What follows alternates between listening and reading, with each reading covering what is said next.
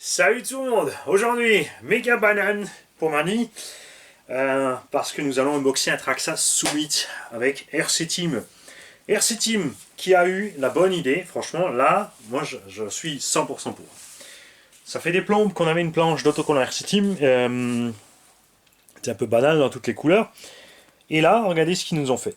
Ils nous ont sorti des stickers RC Team genre Rallye Monte Carlo, genre Rallye Oldtimer, genre course officielle circuit GT, tu vois, genre Texaco, Yako, pardon, pas Texaco, mais Yako. Et franchement, ça, les mecs, ça, c'est le genre de petits détails qu'on aime. Hein, alors là, merci, c'est super. J'ai aussi reçu avec un petit dragibus. Pourquoi tu reçois des dragibus quand tu reçois une RC comme ça, parce qu'ils savent que tu vas oublier de manger et qu'il faut un petit peu de sucre pour que le cerveau continue à fonctionner avant de faire n'importe quoi. On a donc ici un Traxxas Summit, engin qui existe depuis des plombes. On attend tous un Summit 2, c'est-à-dire basé sur un Revo 2. Et Revo 2, avec donc, ce qu'on veut, c'est des pneus plus balèzes. Ceux-là sont beaux, on veut les mêmes, mais qui ne se déchirent pas. On veut les triangles du Revo 2, la transmission, les cardans, la solidité du Revo 2, avec quand même une boîte de réduction ici, et une boîte de vitesse, et surtout, le blocage des diffs avant-arrière. J'aimerais même avoir un central. Mais, on peut mettre le central rempli à la 20 millions, ça n'empêchera absolument pas de crapahuter, au contraire. Un diff rempli de 20 millions dans une grosse pente, quand tu vas accélérer, l'avant va mouliner quand même, et le véhicule ne partira pas capot direct. C'est pas plus mal. Ce qu'on aime sur le Summit, c'est le look. Personne n'a rien fait d'identique niveau look. Sur le carton, ça donne pas grand chose, mais quand tu sors cet engin et que tu l'as en main et que tu es un fan de débattement de suspension moelleuse et de pneus poètesques comme ça, je peux te dire que tu es amoureux. Le premier que j'ai chopé, j'étais chez Optimolisme à Morsuillaire, c'est un magasin qui n'existe malheureusement plus. Directement après avoir massacré mes slash plusieurs fois, je suis allé en boutique, il venait de recevoir le premier qui était arrivé en France. Il n'a même pas eu le temps de le déballer, je suis parti avec le carton. Parce qu'on l'a ouvert ensemble sur le comptoir, j'ai posé l'argent, je suis parti. Avant qu'il puisse m'en empêcher. Parce qu'accessoirement, il le voulait pour lui. J'adore cette caisse, je suis amoureux de ce Traxxas Summit. On y reproche tous la fragilité des diffs, surtout des roulements, des petits roulements de 1/10 à l'intérieur. Niveau des moyeux, tout ça, ça se passe. Les cardans, ça se passe. Ouais, les pneus qui se déchirent. Le lamentable combo charbon éternel dedans, bon, avec ces performances là c'est sûr tout tient, mais c'est vraiment ennuyeux, ce machin il roule à 35-40 à fond, c'est quand même pas un crawler, c'est un engin pour moi qui sait un peu tout faire, et avec un petit brushless pas trop violent, il est capable de rouler à une soixantaine de km/h sans subir spécialement de dommages et d'avoir de nécessiter trop de modifs. Et je vous invite tous à remercier le tonton grâce à qui on a ça là, parce que c'est un tonton extrêmement patient. Nous avons ici un tonton qui veut se soumettre, mais qui veut aussi une préparation, et il aimerait vous en faire profiter tous, c'est-à-dire qu'on va se prendre le temps, et vous savez, ça va coûter du temps. Alors je vous parle, on a rien que le montage de la TT01, on l'a fait en vidéo, c'est un engin très simple, mais en vidéo on a quand même mis quasiment 2 heures pour le faire finalement. Pourtant, ouais, franchement, quand on a monté 2-3 des TT01 d'affilée, je pense que tu es capable de les faire en 30-45 minutes. Donc, ce Summit sera désossé en vidéo. Accessibilité Mica, démontage total. Ensuite, il va recevoir des boîtiers de diff, des corps de diff alu, des couronnes spirales, plus solides, renforcées, par rapport aux origines qui sont en acier zingué, qui sont très fragiles. On va laisser les cardans d'origine parce qu'ils sont suffisamment endurants pour ce que le véhicule va être utilisé. Cardans centraux, par contre, là, télescopiques au tracing, parce que les cardans plastiques au centre, quand tu crapahutes, ça m'est arrivé plus d'une fois. Quand tu as les diffs bloqués, ta première enclenchée, tu forces et d'un coup ça fait clac clac clac clac clac. Tu as le tube arrière qui a éclaté, qui tourne autour. Bon, il y a des moyens de renforcer en mettant quelque chose autour, mais Il n'y a pas trop de place dedans, et puis c'est vite ennuyeux sur le terrain. Les cardans sur les rouges, j'ai essayé, j'ai mis des autres. J'étais pas trop fan parce que je préfère péter un cardan que d'exploser plus loin dans le diff. J'avais mis des cardans super renforcés. Bon, j'avais trop de S. J'avais un moteur. Pour vous dire, le moteur qui est maintenant monté dans la X01 ou la taille du moteur du Traxxas X-Max là-dedans en 6S. J'ai évidemment déchiré toute la machine, c'était du n'importe quoi, mais je me suis quand même amusé comme un cochon sur le terrain. À l'époque, je faisais pas de vidéo, mais vous en auriez eu pour votre grade, je vous assure. Alors là, vous seriez régalés. Kit de visserie inox, roulement à billes. Le gros point faible Traxxas de ces générations-là, des roulements à billes de très mauvaise qualité, qui rouillent rapidement, qui ont peu de billes à l'intérieur, très peu résistants à l'utilisation. Et tonton voulait le orange. Moi, je préfère toujours encore le bleu. Évidemment, vous avez les stickers, la notice, une notice Traxxas qui est un peu plus complète que beaucoup d'autres. Et comme partout, tu vas sur le site traxxas.com, tu vas sur Submit et tu vas dans Download, donc téléchargement.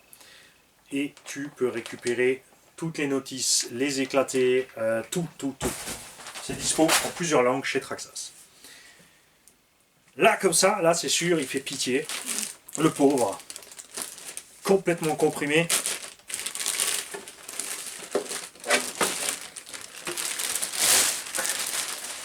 La carreau orange de chez Orange. Et regarde maintenant ce qu'on va lui faire. Regarde. Ça, c'était le moment magique dans la boutique. Quand Laurent m'a coupé les rilsans. Voilà. Là, je veux dire, tu es replongé dans le modélisme, mais remets-toi à ma place. Tu t'es replongé dans le modélisme après des années d'absence où tu n'avais pas vraiment le temps ni le budget. Tu avais un slash avec lequel tu as fait le cochon, tu t'es éclaté. Et là, tu trouves ça. Et à l'époque, je peux vous dire, quand ce machin est sorti, regarde. Regarde-moi ça. Regarde ça. Sorti de la boîte et il peut faire pire. Tu peux encore augmenter ça. Il a un débattement, un croisement de pont de malade. Il a des gommards. Mais alors, c'est géant. C'est géant. On les adore, mais on les déteste parce qu'ils se déchirent sur le côté dans la caillasse. C'est un peu dommage. Mais ils ont vraiment, ils sont géniaux. Donc, quand ce machin est sorti, il faut savoir qu'il n'y avait rien d'autre dans cette taille d'aussi mouse, aussi gigantesque, avec un débattement de suspension pareil. On avait déjà le Savage, mais qui n'était pas encore passé en XL. Le REVO était plus court, celui-là un Anthrax un peu plus long. On n'avait pas des pneumatiques pareils, il y avait bien sûr des constructions perso. On avait les Losi LST et compagnie, mais ouais, ça donnait pas ça à niveau look, on n'était pas content avec. Et ça, c'est du vrai méchant gros MT. On a une garde-sol terrible au centre, tu vois. On a des battements de fou, on a plein de réglages, on peut encore augmenter ce débattement et tout ce que tu veux. Et c'est surtout pour ça qu'on l'aime, pour son look. Traxxas avait déjà prévu des options pour ajouter des feux, des LED dans le toit. À l'époque déjà ça commençait, il y avait déjà aussi les LED dans le pare-choc. Et là on arrive sur la partie honteuse, un petit peu de chez Traxxas. Alors, on a aussi les LED à l'arrière, dans le pare-choc arrière. Hein. Les petites LED rouges qui vont bien. Ce qui est dommage chez Traxxas, donc les roulements trop faibles. Là en charbon ça passe, mais dès que tu as passé la flotte c'est quand même waterproof. Tu as vu un peu d'humidité ou quoi que ce soit, le machin il aime pas. Ce que j'adore c'est quand tu accélères, je veux dire, il squatte comme ça. Au freinage il est comme ça, dans le terrain les roues elles bougent dans tous les sens, c'est le truc qui te trace par dessus, il ne bronche pas. Le REVO 2 a aussi repris un peu ça. Le REVO 1 est un peu différent sur la setup de suspension, mais tu pouvais faire les mêmes réglages. Tout était livré avec d'ailleurs pour passer sur le grand débattement. Et ce sont les seuls engins qui sont. Franchement, le REVO et le Summit sont les seuls engins qui arrivent à passer là où passe le X-Max dans le tout-terrain, ce qui est quand même assez délirant vu qu'ils sont beaucoup plus petits. Je te parle à la même vitesse, hein. Ne viens pas me dire qu'un crawler je fais pire. Ça je sais très bien. Ils ont été obligés de mettre un ticket c'est important de couper les résans avant d'aller rouler, donc ça veut dire qu'il y a vraiment des gens qui ont râlé parce qu'ils ont roulé avec les résans.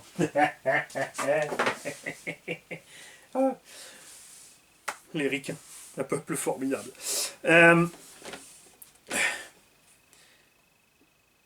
Les autres choses d'avant, donc la visserie qui rouille vitesse grand V. Franchement, la visserie rouille à une vitesse, ça fait vraiment mal, c'est dommage. Comme au charbon, parce que c'est économique, évidemment, eux ils te vendent ce moteur, quand il était sorti, il valait je crois 75 ou 80 euros. Même chose pour le Vario, il faut savoir qu'un moteur comme ça, Titan, enfin pas un Titan, mais tu mets Brushed, ça veut dire charbon en anglais, Brushed 775 sur eBay ou AliExpress, ces moteurs valent 2 euros livrés. Tu choisis les tours minutes. Après, c'est à toi de faire le câblage, tu ne peux pas tout avoir. Mais quand tu vois qu'ils te vendent ça 50-60 euros, à mon avis, il y a un petit problème quelque part quand même. Le variateur, l'autre gag de cette machine, qui a donc des feux d'origine, 3 servos de shift, donc de passage de vitesse ou pour bouger les choses. On a blocage de diff arrière, blocage de diff avant, ça c'est génial, c'est super bien fait chez Traxxas. Ces blocages fonctionnent à merveille et ils sont encore inégalés à ce jour. Servo pour passer en première ou deuxième vitesse. Au sujet de cette vitesse, on te préconise de démarrer en prums, lâcher les gaz, passer en 2 sur la radio, il y a un interrupteur fait à cet effet, et remettre les gaz en douceur pour partir en 2 pour ne pas faire forcer le moteur. Évidemment, il part en seconde, mais ça fait forcer le moteur, ça tire sur les lipos, tu crames plus vite là-dedans tes charbons. Si tu veux passer sur un brushless pas trop violent, sans rien modifier sur le véhicule, tu prends un Vario 3S. Tu mets 2 fois 3S ici en parallèle. Donc tu cumules 3S 5000 plus 3S 5000, ça te fera un 3S 10000. Tu mets un moteur en 36 74 1900 kV. Tu auras les perfs du combo d'origine, donc un petit 40-45, mais plus franchement parce que le combo d'origine, dès que tu arrives dans l'herbe, le tout-terrain, il s'effondre, il ne peut plus. Le petit brushless lui pourra et tu auras une autonomie absolument délirante. Je te garantis que tu peux atteindre 2 heures d'autonomie avec ça en roulant tout chemin. Je ne te parle pas d'en roulant tout le temps à 45 à fond. Évidemment, il n'y aura pas de miracle. Quoique même en 10 000, il y a moyen que tu fasses pas mal. Moi, ce que je préfère, c'est passer en 4S. Qu'on ait quand même un petit 60 à l'heure. C'est quand même sympa un petit 60 optiquement avec n'importe quel véhicule. Enfin pour moi c'est une limite. Sous 60 vraiment c'est une impression où je m'ennuie et au-dessus de 60, même sans compteur, hein, tu sens que là ça devient rigolo. 60-65 t'es bien franchement pour un engin comme ça. Du coup on va passer sur un patin de slipper renforcé parce que là-dedans il y a un slipper, c'est une pièce qui protège la transmission quand tu forces, qui va patiner. Donc ça il faut savoir le régler, c'est pas à la portée de tout le monde non plus, ni de n'importe quel débutant. Faut faire gaffe quand tu passes tes blocages de diff, de ne pas être en train de rouler à je ne sais quelle vitesse pour bloquer tes diffs ou non. Faut surtout pas oublier de les débloquer quand tu roules avec la deuxième vitesse. Donc tu bloques tes diffs en première pour crapahuter, tu débloques tes diffs, ensuite tu roules, tu passes ta 2. Parce que tu peux rouler avec les diffs bloqués, mais ils vont lâcher très vite, tu vas casser très vite là-dedans. Et on va revenir tout à l'heure sur la radio, de ce côté-là, tu peux faire des erreurs de manip. Donc cardans centraux, on en a parlé, on va le faire. Renforcer donc les diffs et les couronnes. Les roulements, pièce principale, parce qu'avec les roulements d'origine, tu casses très vite à l'arrière, alors qu'avec des roulements de très bonne qualité, ça tient quand même beaucoup plus longtemps. À ce sujet-là, donc je ne sais pas non, si quand on a fait cette vidéo, on aura eu déjà, il me semble, une petite annonce d'un Summit à vendre qui a été déjà suréquipé par un tonton. Qui sera très intéressant pour beaucoup, et si c'est pas encore le cas, patientez, là, ça va arriver. Donc celui-là, on va le démonter ensemble, parler de l'accessibilité méca, c'est la même que pour Erevo 1, il y a quelques différences au niveau des diffs. Comme il y a un blocage, on a un point très important, on a un cardan plus long d'un côté que de l'autre, puisque le boîtier de diff est plus épais. Là-dedans, on a donc des bulkheads différents, le bulkhead c'est la pièce qui maintient le diff. Les diffs sont montés flottants. Il y en a qui se sont fait une maladie à essayer de bloquer ces diffs là-dedans. Résultat, casse après casse après casse. Il ne faut surtout pas empêcher le diff de se balader. Il est monté flottant parce que ça permet justement d'encaisser certaines choses bien mieux. parce qu'ils sont quand même balèzes. Je veux dire, avec des mini diffs de 1 dixième et des mini roulements, ils arrivent à faire monter un engin de 5 kg quand même à une vitesse de 35-40 et ça tient. Il y en a plein qui ont échoué largement avant, donc c'est qu'ils sont quand même balèzes là-dessus, et même si on leur en veut d'être balèzes à ce point, parce qu'on aurait préféré qu'ils soient moins balèzes et qu'ils fassent plus costaud. C'est comme ça. Perso. L'engin, tu sépares le train arrière, le train avant du châssis. C'est pas le plus simple. Et ensuite, il faut séparer en largeur les boîtiers de diff pour atteindre les diffs. Sur le R-Evo 2, ils ont modifié le système, mais ça reste le même châssis. Donc tu peux utiliser les pièces de Revo 2 pour upgrader ton Revo 1 ou ton Summit. Attention par contre, tu perdras ton blocage diff. C'est certain. Si tu mets la boîte du Revo 2 avec ton diff central bien balèze, pareil sur le Summit, bah, tu perdras ta boîte 2 et tout l'étagement. Sur le Revo 1, par contre là ça ne te dérangera pas du tout. Et avant on parlait du Vario, la plus grosse bête noire de cette machine. Il y a quand même pas mal d'électrique là-dessus. Et le bec du Vario est misérable. Quand tu tournes la direction, ça clignote, ça s'effondre, ça force. On a deux pauvres cerveaux de 9 kg avec des pignons en plastique qui lâchent très vite et qui n'arrivent pas, quand tu as bloqué les diffs, à tourner pleinement la direction. Nous, on va passer sur un gros méchant 50 kg. Que ce soit un vrai 50 kg ou pas, on s'en fiche, ça va tourner. J'ai déjà essayé ces cerveaux, c'est clair que ça marche. Pour pouvoir utiliser ce cerveau, par contre, il faut durcir le sauve-cerveau. Ce n'est pas réglable chez Traxxas. Soit tu mets des rondelles à la bonne taille, ce qui est compliqué de trouver, mais tu vas forcer sur les plastiques. La pièce plastique n'aime pas trop. On a aussi pris donc du coup la pièce alu, déjà avec un ressort renforcé, qui aura bien moins de problèmes. On va laisser les tirants d'origine. Ça arrive qu'ils se plient, c'est très vite déplié aussi. C'est vrai qu'optiquement c'est plus beau d'avoir les alus 70-75 partout, mais on a un budget à respecter, et le but n'est de ne pas exploser le budget. Le Summit dont vous avez vu l'annonce, allez voir l'annonce, Tonton a dépensé plus de 1300 € pour le faire.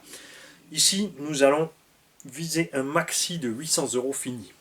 Donc on a certaines pièces où on va faire l'impasse, qui ne sont pas forcément utiles pour l'utilisation dont on va faire ce Tonton avec la machine, et qui seront investies à d'autres endroits. Combo donc pas trop méchant. Suspension, on va tout laisser. Arbre de roue, triangulation, tout ça, ça reste. L'essentiel, roulement, renforcement des diffs et de la transmission avant-arrière centrale, visserie, parce que c'est moche, quand tu roules un tout petit peu la flotte et que tu as tout de suite tout qui rouille avec la visserie inox, tu es tranquille, ça pète un petit peu plus. Après tu peux faire comme moi, moi j'avais fait overkill, j'en avais mis des tonnes et des tonnes et des tonnes, c'était hors de prix. Mais c'est un plaisir inégalé. Et tous ceux qui aiment bien pimper, tuner leur véhicule le savent bien. On sait qu'on peut devenir très vite absolument, totalement déraisonnable avec ces engins. Voilà. Donc une fois le tuto démontage est tout fait, il y aura aussi évidemment le tuto montage qui va avec. Les petits points, il faut faire gaffe. Je vais certainement en oublier. Je compte sur tous ceux qui ont de l'expérience avec ces machines pour commenter avec. Ne vous dites pas, tiens, je vais le contrarier parce que je ne suis pas d'accord avec lui. Non, non, non, non, non, non. Au contraire, c'est tant mieux. Il y a plusieurs façons de faire pour arriver au même résultat souvent, ou meilleur. Et moi, je lis tous vos commentaires, j'apprends avec vous. Les mecs, il y en a qui ont des astuces toutes simples auxquelles je ne pense pas, ou je n'ai pas pensé, ou je ne suis pas penché dessus, et qui sont absolument géniales. Voilà. Et celui qui va me donner une astuce pour ne pas se servir d'un marteau RC, lui sera super balèze. Quand tu as fait du gravuge avec ta caisse, quand tu as des pièces tordues et enfoncées et défoncées, tu es obligé, à un moment, d'utiliser un martel. C'est comme ça. Donc, un grand merci à Tonton parce que ça va me prendre du temps. Vous savez, il y a d'abord un camion Tamiya à monter. Complet, de A à Z, avec tout le kit de lumière et d'effets sonores, de vibrations, de machin, ça va prendre du temps. Et il a dit, ok, j'attends, pas de problème. Et ça, c'est pas tous les jours que vous allez le voir. Globalement, j'ai de la chance, on a énormément de gens très patients ici. Ces derniers temps, j'ai dit à beaucoup qui m'ont contacté pour des révisions autres que je n'avais pas le temps, parce que c'est un fait, je n'ai plus le temps pour l'instant pour faire ça. J'ai trop de projets en cours, plus remodeler l'atelier, faire les choses différemment, le chantier, etc. Mes projets à moi, j'ai plein de choses en tête à faire et que j'ai envie d'explorer. Donc n'oubliez pas, pour les révisions, il y a Pierre-Yves, RC Patapouf, Jonathan Girard, Race, RC Modélisme. Tous ces gens sont dispo pour faire des révisions. RC Patapouf et Jonathan Girard, le lien est sous la vidéo. Pierre-Yves, on l'avait enlevé parce que sa demande, parce qu'il faisait surtout du Hobbytech pour dépanner les gens qui sont Hobbytech, parce que il est chauvin, il aime bien Hobbytech quand même, il aimait bien travailler dessus et ça lui faisait plaisir d'aider les gens qui roulaient en Hobbytech pour qu'ils aient plus de plaisir avec leur machine plus longtemps. Mais à un moment, la moutarde lui montait au nez avec Hobbytech aussi. Et donc voilà. Mais je vais voir ça avec lui. Mais il s'est proposé 2-3 fois dans les vidéos quand des gens demandaient en commentaire pour des révisions, il s'était proposé. Donc n'hésitez pas à vous tourner vers ces gens-là. Ils ne sont pas les seuls. Ce que j'apprécie ces gens-là, justement, c'est qu'ils peuvent vous filmer ce qu'ils font. Hervé, RC Osmosis, n'aura pas le temps de vous filmer, il a la boutique à faire tourner. Mais là, c'est un mag, c'est un pro. Il ne va certainement pas vous laisser sortir la voiture dans un état dans lequel vous ne le voulez pas, c'est certain.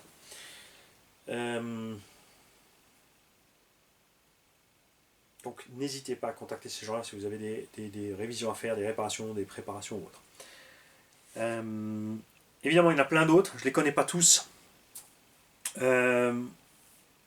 Moi, j'ai des gens qui sont linkés dans mes vidéos parce que je sais comment ils travaillent, je connais le résultat derrière. Je ne les connais pas tous, donc si vous en faites aussi, n'hésitez pas. Partagez-nous votre travail, montrez-nous des photos, des vidéos. Je peux que vous encourager tous ceux qui font des révisions, des machins. Je sais que ça prend un peu de temps, mais vous n'êtes pas obligé de le faire en vidéo officielle, comme ça, accessible à tous. Même si je vous encourage à le faire, parce que c'est votre vitrine, les mecs. Tous ceux qui font des révisions, si vous faites ce genre de choses, vous prenez le temps de montrer votre savoir-faire et de vous exposer aux gens, vous allez gagner qu'une chose, c'est la confiance des gens. Il y aura toujours des pas contents, des râleurs, des qui savent mieux que tout.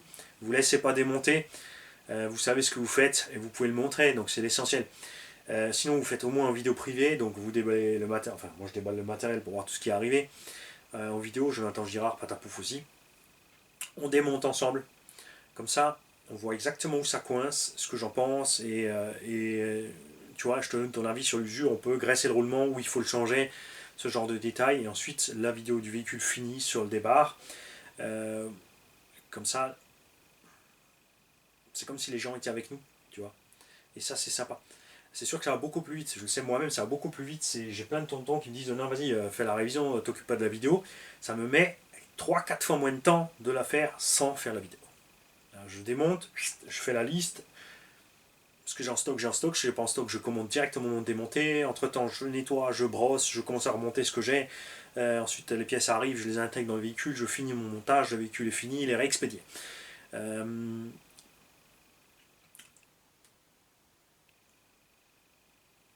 Et l'autre côté aussi pour laquelle je montre, j'ai commencé à montrer ce qu'on fait en démontage en révision, c'est pour permettre à tous les gens qui veulent le faire eux-mêmes, parce que c'est la première chose que j'encourage, c'est de pousser les gens à le faire eux-mêmes. C'est pour ça que souvent, quand on a des pannes, les gens tout de suite veulent m'envoyer matos, je dis attends, prends ton téléphone, filme-moi la petite séquence, tu me montres ce qui se passe, et je vous assure que plein ici, je vous invite les gars à en témoigner, pour vous dire qu'on a découvert la panne très rapidement en vidéo, simplement que la personne a pu le faire elle-même, souvent sans être guidé, juste parce qu'on avait déjà localisé la panne, après ils savaient faire. Ceux qui ne savaient pas, je les ai guidés un minimum. En cas de besoin, on est même allé évidemment aider pour la fourniture des pièces, pour savoir où les trouver, lesquelles prendre. Et ça me prend un peu de temps évidemment.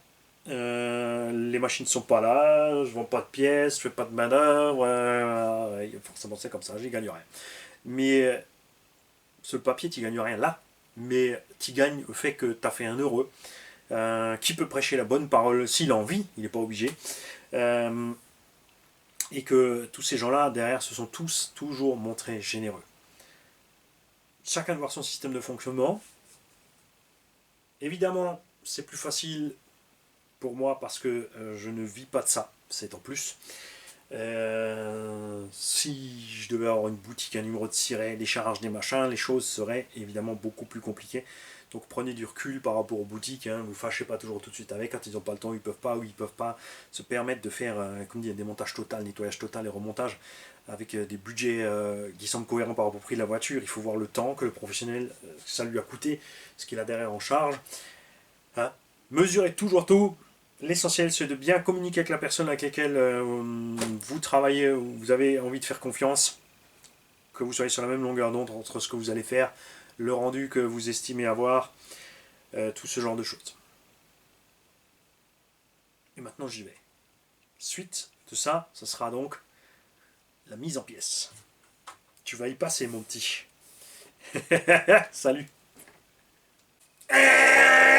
Général fail. On n'a pas parlé de la radio. C'est bien beau, hein, mais on n'a pas oublié l'essentiel. The Radio System, très simple. Bouton on-off. Trim de direction. Et ce bouton, tu fais ce que tu veux avec. Tu peux régler l'expo de la direction. Le dual rate de la direction. Quand c'est un sous-mid, ça n'a pas vraiment de sens. L'expo des gaz, le dual rate des gaz, le freinage. Et c'est là que ça intervient. Moi, j'aimais bien régler mon freinage là-dessus. Il y a un mode de programmation très simple. Tu vas sur le site Traxxas, tu trouves l'Abdenum Tree, ils appellent ça, donc l'arbre de programmation de la radio, par étape. Cliquez là, faire ça, cliquez là, faire ça, oui, non, etc. Vous connaissez ce genre de tableau. Tu joues avec les deux petits boutons là pour y accéder, et moi je réglais le frein là-dessus. Comme ça, quand j'étais en tout terrain, j'avais le frein à 100%, et quand j'étais pas dans le tout terrain, sur le goudron ou autre, des surfaces accrocheuses, pour pas claquer la transmission, je diminue mon frein. Tu peux mettre plein de choses, tu peux vraiment programmer plein de trucs là-dessus. Ça, c'est première et deuxième vitesse. Donc là, c'est relativement simple, tu es en proms, tu es en 2. Donc tu démarres en proms, tu lâches tes gaz, tu claques la 2, et tu rappuies tranquille, tu repars. Tu ne rétrogrades pas quand tu roules vite, tu claques la boîte. Tu peux rétrograder quand tu roules très doucement. C'est-à-dire que tu es en train de ralentir dans une pente qui commence à descendre. Comme tu roules doucement, comme tu freines, c'est un peu le problème de ce vario. Quand tu vas freiner, alors que tu n'as pas roulé vite, il freine un tout petit peu. Donc la voiture, elle fout le camp. Là, tu peux mettre la proms, ça va repasser en proms, ça va te ralentir le véhicule. Tu n'arriveras quand même souvent, dans beaucoup de cas, pas à le bloquer totalement avec le variateur fourni dans le véhicule. Quand tu roules à vitesse normale, tu as un super bon frein. Parce que 99,9% des véhicules du marché ont un variateur à charbon avec un frein tout à fait normal. Et certains ont mis un variateur de bateau, donc quand tu avances, tu recules. Au lieu de freiner, tu claques la marche arrière. Ils n'ont pas saisi. Ils n'y arrivent pas. Pourtant, c'est des pros, ils ont testé. Heureusement, c'est des pilotes. Et donc là, touche menu, la touche 7. Mais tu peux aussi, sur toutes ces nouvelles radios Traxxas, mettre le module Bluetooth, relier ça à ton smartphone et avoir tout le tableau sur le smartphone pour les geeks. Moi, j'aime pas ça, je suis pas un geek. Moi, j'utilise mes petits boutons, je fais mes petits réglages au départ, après c'est fait. Sur le Summit, c'est quand même assez complexe parce que tu peux régler le débattement et le sens de chaque cerveau. Et il y en a. Alors attention, la direction fonctionne ensemble, évidemment, les deux cerveaux de direction. Mais du coup, tu as encore 3 cerveaux derrière de shift. Donc tu as 4 cerveaux que tu peux régler en débattement gauche-droite séparément, en dual rate, en expo, etc., etc., etc. Donc, fais gaffe. Système radio Traxxas ne prend que 6 volts, donc là aussi tu ne peux pas faire ce que tu veux avec en mettre un bec plus balèze, tu vas tout fumer. Méfie-toi, si tu veux sur un Summit équiper tout en 7-4, il faut les 3 micro-cerveaux. Et les 2 ou un cerveau de direction balèze et une autre radio. Tu zappes cette radio là, c'est fini, tu vas vendre une Dumbo RC. Dumbo RC X6, mais sans gyro, donc tu auras 6 voix à régler, ça peut être sympa. À toi après de tout mixer, ça c'est après, là faut toucher un minimum quand même. Là, tu as le blocage diff, et ça c'est un piège. Là c'est libre, là c'est bloqué, il n'y a pas la moindre indication que tes diffs sont bloqués ou non. Je ne parle pas physiquement sur le véhicule, parce que ça peut arriver évidemment que tu as un débris qui te bloque la tige du cerveau. Tu as beau débloquer tes diffs et que le diff lui va rester enclenché. Ça se voit en roulant au comportement du véhicule. Un diff bloqué avant, le véhicule tourne mal. Un diff bloqué arrière, le véhicule drift. Donc il est beaucoup plus raide à rouler quand tout est bloqué.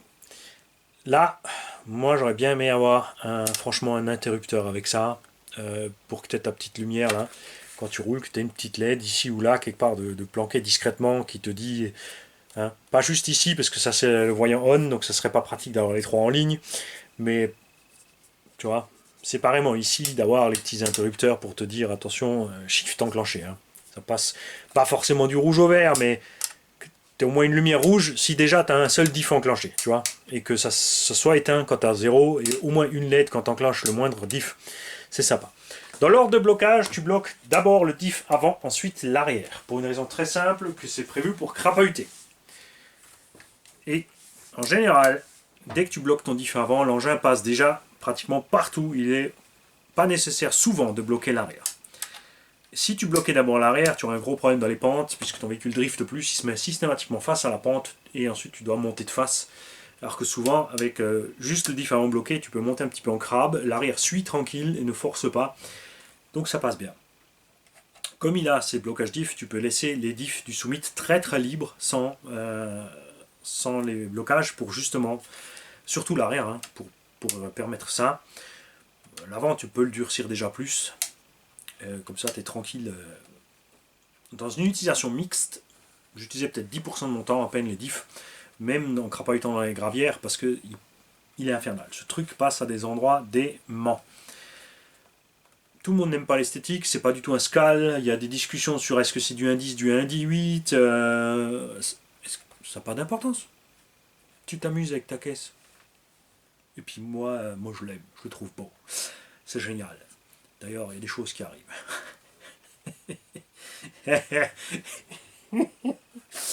Ouais, voilà, là maintenant je peux y aller, j'ai fait le tour.